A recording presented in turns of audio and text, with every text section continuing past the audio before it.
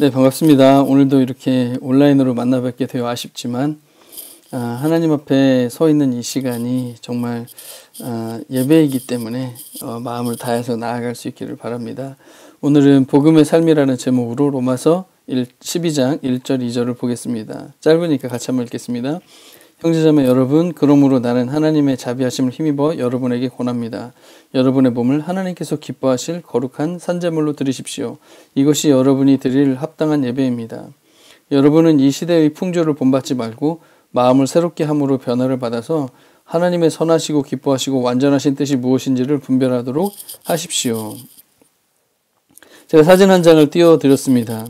2018년 통계청의 자료 중에 종교별 이렇게 숫자가 쭉 나와져 있습니다. 기독교가 제일 많은 숫자를 기록을 하고 있습니다. 이 숫자가 의미하는 통계는 뭘까요? 뭐 좋은 통계였으면 좋겠지만 안타깝게도 범죄자의 종교를 알아보는 통계였습니다. 물론 우리 입장에서는 기독교 인구가 제일 많으니까 이런 숫자도 많겠지라고 스스로 위로할 수 있겠지만 기독교가 윤리에 약하다. 그런 오명을 받기에는 충분했습니다. 구원받은 이후에 우리들 고민이 많습니다. 믿음과 바로 행함의 괴리 때문에 그렇습니다. 그래서 우리는 믿음을 이렇게 믿었는데 우리의 행함과 행실은 이렇게 나타나야 되는데 뭔가 이 사이의 갈등인 것이죠. 과연 복음은 삶의 윤리, 행함에 대해서 과연 무엇이라고 가르치고 있을까요? 로마서에서도 이 흐름은 계속됩니다. 사실 우리가 2주간에 걸쳐서 로마서를 읽었는데 앞에 1장부터 8장은 복음의 정수가 잘 설명되어져 있습니다. 그리고 9장부터 11장은 이스라엘 민족에 대한 하나님의 계획이 나와 있고 12장부터 이 후반부에는 복음을 받아들인 사람들의 삶, 실제 생활, 실제 윤리 이런 부분들에 대해서 많은 비중을 할애하고 있다는 사실입니다. 그래서 바울은 이 로마에 이 로마서를 쓰면서 복음을 정말로 잘 전해주고 그리고 그들의 그 결과로 복음의 삶이 이렇게 이어지게 되기를 바랬던 마음이 이 서신서의 구성에서도 잘 나타나 있습니다. 그래서 이 복음이 이 적용이 되는 삶이란 무엇일까? 복음을 설명한 이후에 어떻게 나타나야 될 것인가 하는 것을 오늘 말씀을 통해서 볼까 합니다. 우선 첫째는 복음이 적용되는 삶은 복음의 동력으로 사는 삶이라고 할 수 있겠습니다. 동력으로 산다. 그러면 동력으로 산다. 좀 감이 어려울 수 있는데 그럼 공부하는 이유, 공부하는 동력이 뭘까요?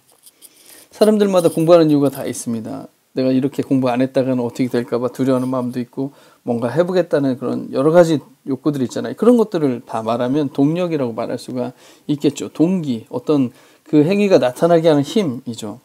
오늘 본문은 그러므로 나는 하나님의 자비하심을 힘입어 여러분에게 권합니다 라고 되어 있습니다. 그러므로 여러분 우리가 그러므로라는 단어를 어떤 때 사용할 때 어떤 글을 쓴다든지 누군가를 설득한다든지 누군가와 대화를 쭉 하는 과정에서 그러므로 라고 말을 시작하면 그때부터는 뭘 의미하냐면 여태 앞에 충분한 이유가 있고 충분한 설명이 있었고 그렇기 때문에 이렇게 결론 내는 게 당연해. 또는 이런 일이 이루어질 것이기 때문에 그러므로 이렇게 행하는 게 마땅해 라고 말할 때 쓰는 단어가 그러므로죠. 그래서 어떤 행실, 행함 이것은 앞에 나타난 복음에 의해서 이렇게 귀결된다는 것을 이야기를 해줍니다. 그래서 사람마다 행동하게 하는 그런 어떤 동력이 존재하거든요. 우리가 믿음으로 살았는데 그거를 난 그리스도인으로 행할 때 동력이 있습니다. 어떤 경우에는 미래에 대한 두려움 때문에 행하는 경우가 있습니다. 또 자아성취, 경제적 안정, 인정, 힘 이런 것들을 추구하기 위해서 행동하는 경우도 있습니다. 그리고 착하게 살아야 한다는 기독교인의 어떤 의무감 이런 것들이 어떤 행동의 동력이 되기도 합니다. 근데 이거를 다시 한번 살펴보면 이것은 사실은 징계에 대한 두려움 때문에 행동이 나올 때가 있습니다. 내가 이렇게 하지 않으면, 내가 예배를 잘 드리지 않으면, 내가 어떤 것들을 순종하지 않으면 하나님이 나를 벌 주실 거야 라는 어떤 징계에 대한 두려움 때문에 행동의 동력이 되는 경우도 있습니다. 그리고 어떤 경우에는 축복이 또 그런 것이 될 수 있습니다. 이런 것들이 다 사실은 축복의 모습일 수 있지 않습니까? 그래서 하나님께 축복을 받으려면 이렇게 행동하게 되는 것이죠. 그 축복이 필요하니까 그걸 행동을 하게 되는 것이죠. 이런 것들은 또 뭐라고 할 수 있을까요? 이건 율법이라고 할 수 있겠죠. 이건 기독교인이 해야 된다는 어떤 그런 막연한 의무감이죠. 그런데 사실 그리스도인들이 이러한 범주 속에서 어떤 삶을 살아갑니다. 이런 것들이 어떤 삶의 신앙의 동력이 되기도 합니다. 그런데 과연 그렇게 될 때 기쁘고 행복한 성도의 삶이 될까 싶은 것이죠. 저는 절대로 이걸로는 행복하고 기쁠 수가 없다고 생각합니다. 틈만 나면 아마 이 삶에서 벗어나고자 할 것입니다. 절대 기쁘지가 않죠. 복음과 아무 상관이 없기 때문에 그렇습니다. 이런 것은. 자, 그러므로 그래서 우리가 진짜 살펴봐야 될 건 뭐냐면 그리스도인의 삶의 동기를 또 다시 살펴봐야 될 것은 왜 그러므로라고 말했냐 하는 것입니다. 앞에서. 우리가 복습처럼 보자면 이 하나님의 진노 앞에 놓여져 있었습니다. 우리의 죄가, 우리의 연약함이, 우리의 불의함이, 그리고 우리 스스로 그 죄의 저주와 진노에서 벗어날 능력이 없어요. 아무리 해도 우리 스스로는 거기서 스스로 나올 수가 없는 한계에 있었다는 얘기예요. 근데 예수님이 속죄의 제물이 되어주셨어요. 그래서 예수님이 죽으시고 그 다음에 십자가에 달리시는 그 사건을 통해서 하나님의 이 진노가 다 내려 쏟아지고 그 다음에 해소되어지고 해방되어지는 역사가 있었어요. 그리고 우리는 그리스도와 함께 죽고 그리스도와 함께 살고, 그래서 그게 로마서 6장에 물속에 들어갔다 나오는 그런 침례를 통해서 우리가 연합되었다는 얘기를 또 여기서 해주잖아요. 그래서 완전히 우리는 새로운 존재가 되었습니다. 그리고 믿음에 나타난 하나님의 의가 우리에게 전가돼서 우리는 의로운 존재, 의롭다 하심을 받았습니다. 새로운 생명을 얻었습니다. 연약함을 도우시는 성령께서 함께 하시고, 또 사망이나 권세나 그 무엇도 다, 높음이나 깊음이나 그것도 어느 것도 하나님의 사랑에서 우리를 끊을 수가 없다. 이것이 어떻게 보면 앞에 나와 있는 모든 것이죠. 그러므로 우리가 이런 존재가 되었으므로, 하나님이 우리에게 이렇게 행하여 주셨으므로 우리는 삶을 살게 되죠. 그래서 이 복음은요, 우리에게 감사와 기쁨을 줄 수밖에 없어요. 이것이 사실은 동력이에요. 여러분, 이걸 뭘로 설명할 수 있을까요? 우리가 정말 불치병에 걸려서 세상에 어떤 약도, 어떤 의사도, 어떤 병원도 우리를 고쳐줄 수가 없는데, 절망인데, 이제는 정말 죽음만 기다려야 되는 그런 상황인데, 우리가 어느 순간 어떤 처방에 의해서 갑자기 내가 아무런 노력을 하지 않았는데도 불구하고 그게 치유가 돼서 나음을 입었다. 여러분, 감사와 기쁨이 어느 정도이겠습니까? 또 인간의 가장 절망적인 상황, 경제적인 어려움이 우리에게 찾아왔다고 쳐봅시다. 아무리 노력을 해도 이 경제적인 위기에서 벗어날 수가 없고, 빚은 늘어가고, 그로 인해서 우리가 가지고 있었던 모든 것은 빼앗기고, 심지어 우리의 인생조차도 남의 손에 넘어가게 될 때, 그 절망의 상황에서 아무도 나를 도와주지 않고 도와줄 수 없는 금액이고 라고 할 때, 그때 어느 누가 정말 아무런 조건 없이 사랑으로, 자비로, 그냥 은혜로 도와주었다고 생각해 보세요. 얼마나 큰 감사와 기쁨이 우리 삶의 동력이 되겠습니까? 사실은 복음이 얼마나 놀라운 것인지를 우리에게 풍성하게 들으면 들을수록 우리는 사실은 복음에 의한 동력, 기쁨과 은혜, 감사, 이것이 동력이 될 수가 있습니다. 그래서 복음의 은혜를 받았다면 다시 그 두려움과 불안, 세속적 성공, 의무감의 노예로 돌아가서는 안 되는 게 사실은 맞는 것입니다. 우리가 자꾸 그것으로 돌아간다는 건 뭐냐면, 이 복음의 은혜를 자꾸 우리도 모른 채 잊어버리고 상실한다는 것이죠. 이런 말입니다. 원수는 돌에 새기고 은혜는 물에 새긴다. 여러분, 원수는 돌에 새기죠. 잊어버리지가 않습니다. 근데 은혜는 물에다 써놔가지고 쓰는 순간 없어져 버려요. 사실 저도 마찬가지입니다. 나에게 잘못한 사람들은 오래오래 기억을 하죠. 그런데 저에게 베풀어 주신 은혜, 많은 분들이 도움을 받았고 정말 감사한 일, 이런 것들은요, 자꾸 잊어버리는 경우가 되게 많습니다. 이게 인간이 가지고 있는 문제죠. 그래서 복음의 크신 은혜를 쉽게 잊어버리는 게 인간의 연약함이에요. 그리고 작은 어려움이 생기면 이 복음의 큰 기쁨과 감사를 자꾸 상실해버리게 되어버립니다. 조금 이런 일들이 생겼을 때, 하나님이 나를 정말 사랑하시는 게 맞나? 하나님이 내 기도에 응답하시는 게 맞나? 하나님이 나에게 관심이 있으신 건가? 이런 생각으로 자꾸 간다는 사실이에요. 그래서 복음이 적용되는 삶으로 한 걸음도 나아가지 못한 채 계속 하나님이 나 사랑하시는가에 머물러 있을 수 있다는 것입니다. 그래서 저는 복음의 삶을 위해서, 복음이 동력되는 삶을 위해서 바른 질문을 선택할 필요가 있다고 생각합니다. 예를 들면 이렇습니다.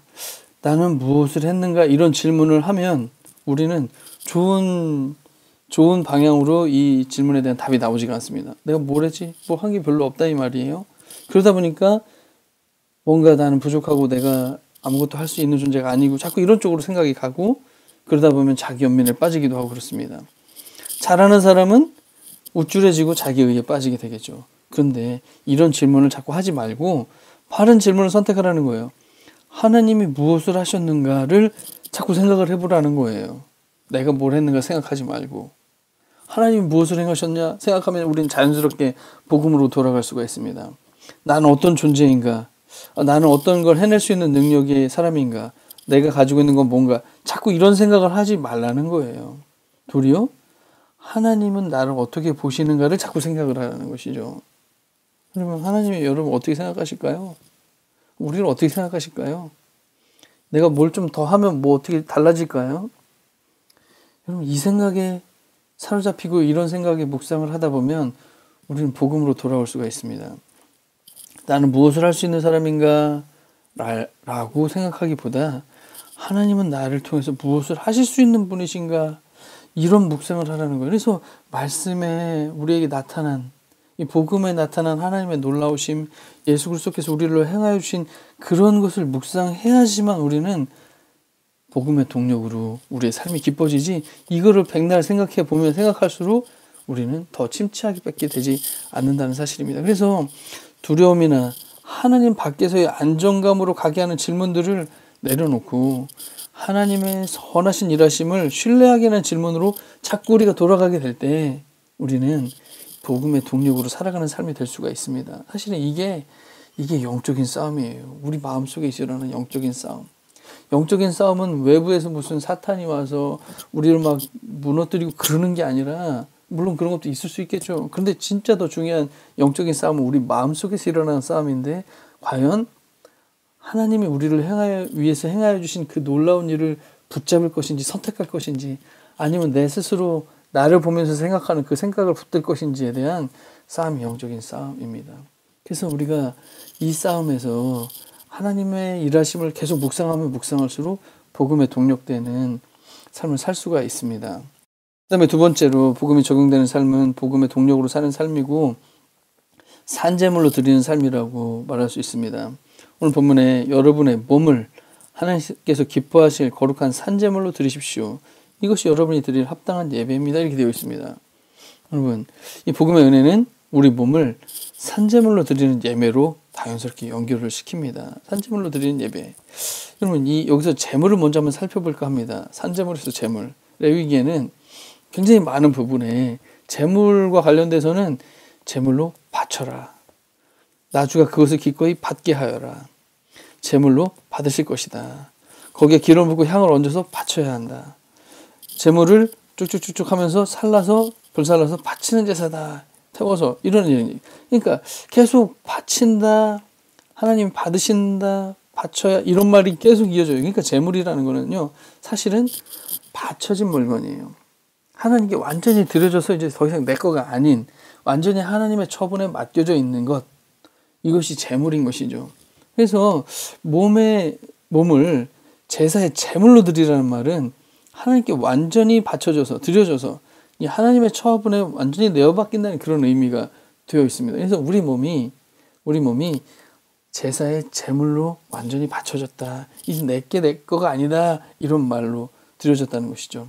그리고 또 여기서 이 산제물이라고 했기 때문에 사실은 모든 제물은요 다 죽었습니다. 왜냐하면 속죄의 의미가 있었기 때문에 그렇습니다. 죄를 대신 뒤집어 쓰고 죽는다. 그래서 속죄의 의미가 있었습니다.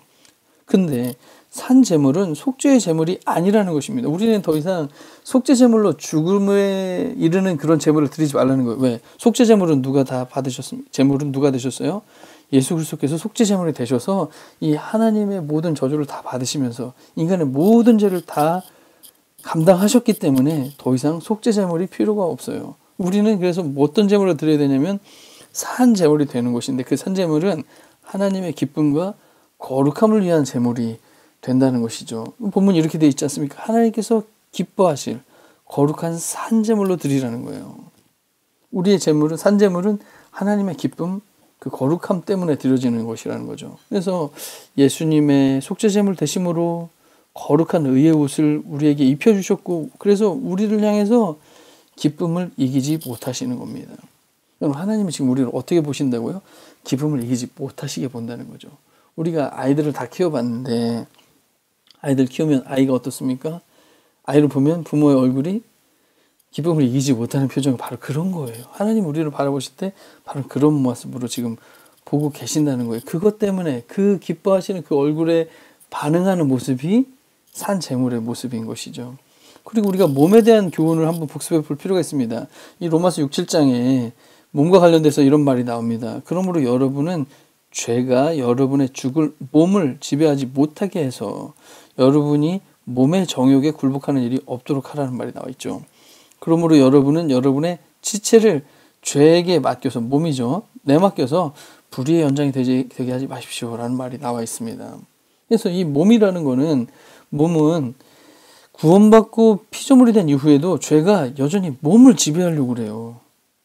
그런 시도해요. 근데 그렇게 되지 말고 하나님의 기쁨과 거룩함을 위한 우리 몸이 산 제물로 바치는 삶을 살라는 얘기를 하는 것이죠. 그래서 몸은 죄의 지배가 계속해서 영향력을 미칠 수 있는 존재입니다. 죄는 우리의 영혼, 우리의 구원받은 이 영혼을 우리를 흔들어 버릴 수 있는 것은 아닙니다. 하나님의 사랑에서 끊을 수 있는 것이 아닙니다. 그럼에도 불구하고 우리의 몸에 역사할 수 있는 것이었죠. 그래서 하나님의 기뻐하심의 눈앞에서 그 기쁨과 거룩함을 위해 바쳐진 삶, 그게 바로 예배라는 것이죠. 여러분, 우리는 지금 주일 예배를 예배라고 많이 부릅니다. 당연히 주일 예배를 예배이죠. 그런데 그냥 우리가 모여서 그런 형식을 쭉쭉쭉쭉 찬양하고 기도하고 이런 것들이 다 우린 예배인데, 다른 것들은 뭔가 예배 같지 않고 그런 느낌일 수 있습니다. 지금 유튜브로 보고 있는 거 예배 같지 않을 수 있습니다. 그런데 예배는 하나님의 기쁨과 거룩함 앞에 서 있는 것입니다. 요한복음 4장에서도 사마리아 여인과 대화해서 이 산에서 예배를 드릴 것이냐, 저 산에서 예배를 드릴 것이냐, 이런 이슈보다 더 중요한 것은 신령과 진정으로 예배 드려야 되는, 영과 진리로 예배 드리는 그것, 하나님의 기쁨 앞에, 거룩함 앞에 서 있는 이것이 예배인 것이죠. 그리고 하나님의 기쁨과 거룩함을 위한 삶, 이게 지금 예배인 것이죠. 그래서 우리가 모여서 예배 드릴 때도 너무 좋지만, 우리가 혼자서 하나님의 임재 앞에서 하나님의 기쁨과 거룩함 앞에 서 있는 것, 그리고 그 기쁨을 위해서, 그 거룩함을 위해서 우리의 삶을 조금씩 살아내는 것, 그 모든 것이 다 삶의 예배일 수도 있고 일상의 예배일 수 있다는 사실을 기억해야 되겠습니다. 이게 진정한 예배인 것이죠. 그래서 복음이 적용되는 삶은 복음의 동력으로 사는 거고, 산제물로 사는 거고, 마지막으로는 하나님의 뜻으로 변화된 삶을 사는 것을 말합니다. 예, 오늘 본문에 여러분은 이 시대의 풍조를 본받지 말고, 마음을 새롭게 함으로 변화를 받아서 하나님의 선하시고 기뻐하시고 완전하신 뜻이 무엇인지를 분별하라는 거예요. 결국 여러분은 하나님의 뜻을 분별하라는 거예요. 어떻게 해서 하나님의 뜻을, 시대 풍조를 본받지 말고 마음을 새롭게 함으로 변화를 받고 뜻을 분별하라 하는 건데, 뜻을 분별하라고 해놓고서 이어지는 말씀들이 굉장히 많습니다. 하나님의 뜻을 분별해라 라고 말하면서 이어지는 말씀들이, 사람이 마땅히 생각할 것을 생각해야지 그것 이상의 것을 생각하지 말라, 믿음의 분량대로 그것만 생각해라는 말이 나오고, 한 몸에 많은 지체가 있다고 얘기하면서 이제 그리스도인의 어떤 공동체와 관련된 말을 해요. 너희들 각자 신령한 선물을 받았는데 이런 여러 가지 은사와 이런 걸 가지고 해라, 섬기라는 얘기가 나오고, 그 다음에 이제 악한 것, 박해하는 사람들에 대한 이야기가 나와요. 이런 사람들은 어떻게 대하냐? 형제의 사랑으로 대하라, 악에게 지지 말라, 손으로, 이따 좀 더 구체적으로 나오겠지만, 그 다음에 이제 위에 있는 권세, 치안관, 공권력, 조세의 의무, 관세, 이런 얘기가 나와요. 이건 뭘까요? 정부와 또 나라의 지도자들과 관련된 이야기죠. 그리고 믿음의 약한 자들, 그런 사람들에게 어떻게 할 거, 믿음이 약한 사람들 어떻게 해야 돼, 이런 이야기가 쭉 나오거든요. 그리고 이 세대를 본받지 말고 마음을 새롭게 함으로 변화를 받아. 이 세대는 마땅히 어떻게 생각하는지, 공동체에 대해서 이 세대는, 악한 것에 대해서 이 세대는, 이 위에 있는 권세에 대해서 이 세대는 어떻게 하든지 이 세대가 뭘 많이 하는데 그걸 본받지 말고 하나님의 뜻을 본받으라는 거예요. 그래서 이것이 추구해야 될 하나님의 뜻이다라고 아주 디테일하게 그 이후부터 많은 분량에 해당되는 말을 할애해 놓고 있다는 사실이에요. 그래서 복음의 은혜가 하나님의 뜻으로 삶의 전 영역에 나타나게 하는 삶, 개인이든 공동체든 세상의 악이든 정치든 약자들이든 상관없이 이들에게 어떻게 하는 것이 하나님의 뜻이다라고 얘기를 해주고 있다는 사실이에요. 근데 몇 가지만 살펴보면 복음 안에서 나 자신에 대한 생각도 역시 중요한 하나님의 뜻으로 분별해야 될 일입니다. 우리는 나 자신을 어떻게 생각하는가? 과도한 자기 비하를 하는 경우가 있습니다. 이건 합당한 생각이 아닙니다. 사람들하고 이야기하는 가운데 이런 경우를 많이 가진 사람들도 있습니다. 내가 뭔가 내세울 것도 없고 사람들에게 인정받을 것도 없고 뭔가 부족함이 많고 그러다 보면 계속해서 내가 얼마나 하찮은 존재인지를 생각할 수밖에 없고 거기에 빠져버리는, 그래서 자기 연민에 빠지는 경우도 있습니다. 이거 복음적이지 않다는 사실입니다. 그리고 또 어떤 경우에는 과도한 자랑도, 자기 자랑도 합당하지가 않습니다. 이 경우에는 내세울 것이 많은 거겠죠. 그러다 보니까 자랑이 되게 많습니다. 이것도 합당하지 않다는 거예요. 복음은 하나님이 주시는 새로운 신분 안에서의 우리가 자신감과 담대함을 가질 것을 이야기를 해요. 내가 어떤 존재인가? 예수님이 새로운 신분을 우리들에게 주셨어. 하나님의 자녀라는 신분을 주셨어. 그것 때문에 내가 아무리 뭐가 문제가 많아도 담대함을 가질 수 있다는 사실이에요. 그리고 동시에 하나님이 주신 은혜 앞에서 우리의 연약함이 있기 때문에 또 우리는 겸손할 수밖에 없는 거예요. 그래서 이게 겸손한 자신감, 담대하면서도 굉장히 겸손함, 이런 모습들이 우리 스스로에게 가져야 될 생각이라는 거예요. 이 세대는 우리가 뭘 행했느냐, 어떤 학교를 나왔냐, 점수가 뭐냐, 어떤 회사를 다녔냐, 연봉이 얼마냐, 이런 것들에 대해서 우리를 자꾸 이 세대는 판단을 하지만 그게 아니라 우리는 하나님 안에서 어떤 존재이기 때문에 어떤 태도를 가져야 되느냐를 얘기를 해주고 있다는 사실이에요. 그리고 복음 안에서 공동체에 대한 생각도 태도도 또 말해줍니다. 나를 포함한 모든 멤버가 하나님의 은혜로 용서받은 죄인들이에요. 여러분, 내가 용서받았다는 건 우리가 기쁨으로 받아들이는데 내가 별로 보기 싫어하는 저 사람도 용서받았다는 거는 별로 기분이 좋지 않다는 것이죠. 보통의 경우에. 그러다 보니까 서로 판단하고 평가하고 그런 일이 비일비재하게 일어나고 그렇습니다. 이건 공동체가 되게 어렵다는 것이죠. 그래서 저 사람도 하나님의 은혜로 용서받았다는 것을 인정하는 태도가 필요합니다. 그러다 보니까 여러분, 죄인된 인간의 연약함을 이해하는 폭이 굉장히 넓어집니다. 여러분, 우리 스스로 얼마나 죄인인가, 내가 얼마나 참 비참한 인간인가, 내가 얼마나 참 간사한 인간인가, 내가 얼마나 참 어리석은 인간인가를 이렇게 생각을 하다 보면요, 인간이 참 이런 존재구나 라는 이해의 폭이 넓어진다는 거예요. 그러다 보면 다른 사람을 용납하고 용서하고 불쌍히 여기고 사랑하는 그 폭이 넓어지게 된다는 사실이에요. 연약한 사람 판단하지 않고 약점을요 돌보아 주는 거죠. 그래서 세우는 거예요. 우리는 약점을, 이 세대의 풍조는 뭐예요? 약점은 드러내서 망신을 주고 그 망신을 줌을 통해서 나의 의로움이 나타나고 내가 더 훌륭하게 나타나고 이런 것들이 보통 이 세대의 풍조죠. 그런데 그게 아니라 돌보아 주는 것이죠. 그래서 그걸 세워주는 거예요. 그리고 신령한 선물을 가지고 사용을 해요. 예언하는 거든 섬김이든 가르침이든 권면이든 나눔이든 지도든 자선이든 이런 모든 것들을 어떻게 해요? 기쁨으로 섬기는 것이죠. 이런 모든 것은요 다 기쁨이에요. 기쁨. 왜? 복음이, 그리스도가 나를 받아주신 것처럼, 용납해 주신 것처럼 나도 그 기쁨으로 섬기게 되는 것이죠. 이렇게 될 때 사실은 공동체가 세워지게 되겠죠. 다 잘난 사람들의 모임이 아니라 연약한 사람들이 서로 세워가는 그런 공동체가 되겠죠. 세상과 악에 대한 태도 마찬가지입니다. 악한 것을 미워하고 선한 것을 굳게 붙잡으래요. 우리는 악을 기뻐하고 악을 붙잡으면 안 되는 것이죠.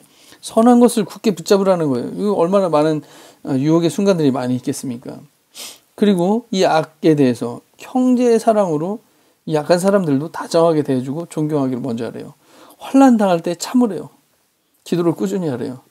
환난 당할 때 어떻게 기도를 꾸준히 하면서 참냐, 이 쉬운 일은 아니죠. 그런데 환난을 당할 때조차도 우리가 기억해야 될 건 뭐예요? 예수 그리스도께서 나에게 어떤 존재였는지 변함없이 묵상해야 되겠죠. 박해하는 사람들 축복하고 저주하지 말래요. 기뻐하는 사람들과 함께 기뻐하고 우는 사람들과 함께 울고. 여러분, 이 시대의 풍조는 어떻습니까? 기뻐하는 사람들에게는 시기와 질투가 나오고 우는 사람들은 그냥 무시하고 이러는 거죠. 그런데 그러지 말라는 거예요. 한마음 교만하지 않게 비천한 사람들과 사귀고 지혜 있는 체하지 말고 이런 얘기가 다 나와요. 악으로 갚지 말고 선한 일을 하려고 애쓰라고 하고 평하라고 하고 원수 갚는 것은 하나님께 맡기고 원수에게 필요하면 먹을 것과 마실 것을 주라는 거예요. 악에게 지지 말고 선으로 악을 이기라는 거예요. 세상에 제일 어려운 게 이런 거겠습니다. 잘못하면 기독교인이 호구가 될 수 있는 것처럼 느껴지겠죠. 근데 저는 뭐라고 권면해주고 싶으냐면 우리 안에 기쁨으로 감당할 수 있는 수준까지는 감당해야 된다는 것이죠. 근데 내가 그리스도인이니까 이렇게 해야 돼, 내가 바보처럼 이렇게 해야 돼 라고 하면 스스로 비참함에 빠지면서 하는 것은 그건 율법으로 하는 것이기 때문에 그렇게 하지 말라는 거예요. 근데 기쁨으로 할 수 있는 만큼은 우리가 꾸준히 하면서 이것이 하나님의 일하심이 나타날 것을 기대하는 것이 어떻게 보면 바른 태도인 것 같습니다. 그리고 공권력에 대한 태도도 이야기합니다. 뭐라고 이야기하냐면 13장 4절에 권세를 행사하는 사람은 여러분 각 사람에게 유익을 주려고 일하는 하나님의 일꾼이라는 거예요. 즉 정치인이 됐든 뭐하는 사람이 됐든 유익을 주기 위해서 일하는 하나님의 일꾼이라는 거예요. 그래서 이 하나님의 세우심을 인정을 해줘요. 여기서 우리에게 모두에게 유익을 주려고 하는 일이라는 거예요. 그래서 공권력이 주로 하는 일 중에 하나가 나쁜 일에 대한 징계를 하는데 그거는 하나님의 진노를 집행하는 거라 이렇게 해석을 하는 거예요. 그러다 보니까 우리가 따라주고 조세를 감당하고 관세를 감당하는 그런 의무를 감당하는 것이죠. 그래서 이런 일을 행하는 한 우리는 인정을 해주고 따라줘야 된다는 것이죠. 사실은 최근에 이 코로나19 사태로 교회에게 모임을 자제하고 그런 권고안들이 계속해서 나오고 있습니다. 그것을 왜 따라줍니까? 바로 많은 사람들에게 유익을 주려고 더 이상 이 코로나19가 확대되는 그런 어떤 새로운 섹터가 교회가 되지 않게 하려고 하는 의도라고 저는 생각합니다. 지금 신천지 속에서 엄청나게 발발을 했는데 또 새로운 어떤 발발의 진원지가 교회가 되면 안 되지 않습니까? 그런 차원에서 우리가 이런 것에 따라주고 예배도 이렇게 온라인으로 대체하고 개인 예배, 가정 예배로 대체하는 것, 그것은 이 권세를 행하는 사람들이 각 사람에게 유익을 주려고 지금 하고 있기 때문에 그렇다고 저는 믿습니다. 그런데 또 반대로 만약에 폭력적 독재자들이 권세를 행하고 있을 때 그들을 맹목적으로 축복하는 수단으로 이 말씀이 오용될 수도 있습니다. 야, 저 사람은 진짜 완전히 완전 폭력적인 정치인이고 그리고 완전히 나쁜 짓을 일삼고 국민은 안중에도 없고 그런 사람인데도 불구하고 하나님 세우셨어라고 인정하면서 그냥 맹목적으로 축복한다? 그것도 사실은 말이 안 되는 것입니다. 왜? 어떤 말 때문에 그렇습니까? 여러분 각 사람에게 유익을 주려고 하는 것이 아닌 경우에, 즉 각 사람에게 유익을 주기 위한 하나님의 일꾼으로 일하지 않을 때 어떻게 해야 되느냐? 여기 문제를 제기할 수 있어야 된다는 것입니다. 이것은 문제다라고 이야기할 수 있어야 됩니다. 그리고 우리는 이제 투표할 수 있는 그런 권한이 있기 때문에 그런 일 때는 우리가 가진 권한을 가지고 합법적인 질서 안에서 우리의 뜻을 표현하는 것이 맞다고 생각합니다. 이것이 하나님의 뜻을 분별한, 하나님의 뜻이 무엇인지 분별하라고 했는데 분별한 복음의 삶이고 산 제물의 삶이고 삶의 예배라고 말할 수가 있을 것입니다. 그래서 본문을 요약하면 다시 한번 정리하면 복음이 적용되는 삶이 복음의 동력으로 사는 거예요. 다른 이유가 아니라 그 은혜의 기쁨으로 감사로 사는 것이죠. 그리고 우리의 몸이 죄의 지배를 받지 않고 하나님께 완전히 바쳐진 산 제물로서 그리고 많은 영역에서 나 개인의 영역이든 교회 영역이든 공동체 영역이든 세상에서든 정치 영역이든 어디든 하나님의 뜻에 맡겨진 그대로 우리의 삶을 좀 살아내라는 것이죠. 그래서 예수 그리스도의 복음의 은혜를 힘입어서 아주 높은 수준의 사랑과 섬김의 열매가 우리에게 맺혀지고 그것이 세상 모든 곳에 흘러갈 수 있기를 정말로 소망해 봅니다. 그래서 그리스도인들이 더 이상 안 좋은 어떤 뉴스의 주인공이라기보단 훈훈한 뉴스의 주인공이 될 수 있기를 간절히 바라봅니다. 같이 기도하겠습니다. 하나님 아버지 고맙습니다. 저희들 구원해 주셔서 감사합니다. 저희들 아무 소망이 없었던 저희들에게 조건 없이 이유 없이 선택해 주시고 자녀 삼아 주시고 용서해 주시고 다시 사랑으로 봐주시는 은혜를 감사합니다. 아무도 하나님의 사랑에서 우리를 끊을 수 없다고 하시는 그 놀라운 약속에 감사합니다. 그것이 우리가 기쁘게 감사하게 하나님 이 세상을 살아가는 삶의 모습으로 나타날 수 있길 원합니다. 그것이 우리의 동력이 되기 원합니다. 두려움이나 또는 어떤 욕구 때문에 사는 삶이 아니라 하나님의 은혜로 살아가는 기쁨의 삶이 되게 해주시고 또 우리의 몸이 산 제물로 드려져서 하나님 삶의 예배를 드릴 수 있는 자들이 될 수 있게 해주시고 또 우리의 삶의 많은 영역에서 하나님의 뜻이 무엇인지 드러내 주셨사오니 그 뜻대로 합당하게 살아갈 수 있는 저희 모든 성도님들 될 수 있도록 축복해 주시옵소서. 고맙습니다. 예수님의 이름으로 기도드립니다. 아멘.